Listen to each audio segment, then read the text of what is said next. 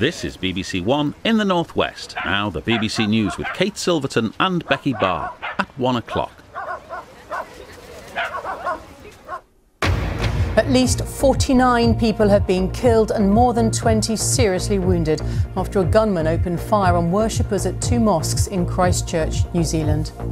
The attack on people attending Friday prayers is the deadliest in the nation's history. You don't think something like this could happen in New Zealand?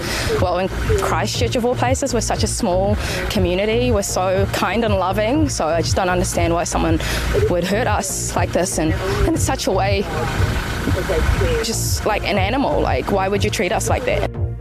The gunman, named as Brenton Tarrant, an Australian, live-streamed the attack on social media. Security experts say it was widely shared. I went and looked today, and I got to tell you, while he was committing this atrocity, he was being cheered on by hundreds of people on these channels, including New Zealanders. That is disgusting. Schools and mosques were put on lockdown and people told to remain inside in what New Zealand's Prime Minister has called the country's darkest day.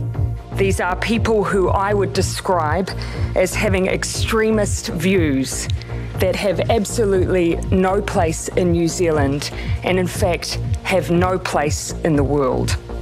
We'll have the very latest from New Zealand and Australia. Our other main story today. Seeking a way through the Brexit breakdown, the DUP are holding talks with the government which are being described as ongoing and significant. We'll bring you the very latest. And in the northwest, Manchester police now take almost twice as long to respond to 999 calls than they did a few years ago. And the defence in the manslaughter trial of the Hillsborough police match commander has told the jury the case against him was unfair.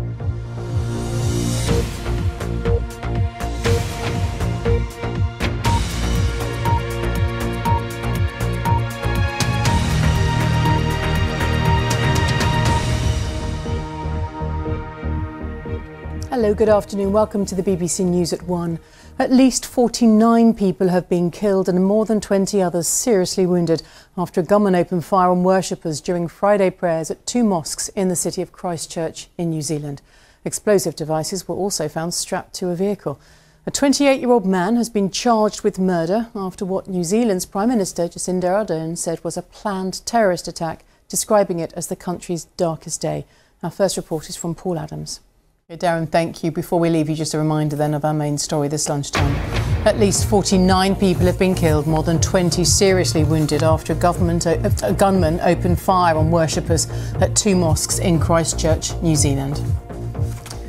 That's all from the BBC News at 1. Then goodbye from me and the team here on BBC One. We'll join the news teams where you are. Have a good afternoon. Bye-bye.